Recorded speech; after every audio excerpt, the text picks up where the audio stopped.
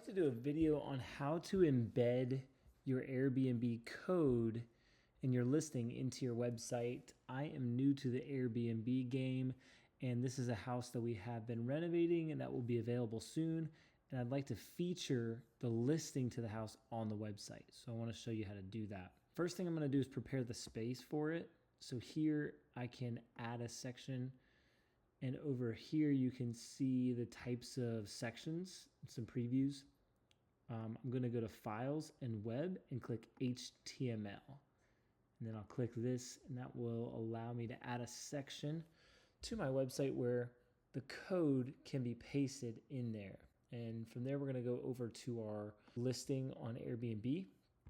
And this is the listing for the entire house here. If I hit preview listing, it brings up what potential visitors might see. And over here, you can hit the share button. And there's an option here to embed. So you click embed, and from there, copy HTML. And here's a little preview of what people will see. Going back to the site, if I go down to that section where I've created the custom code, I can paste my code there and it will generate. Then I can title it whatever I want. I may say, book the whole place. I might change that later, but you get the idea.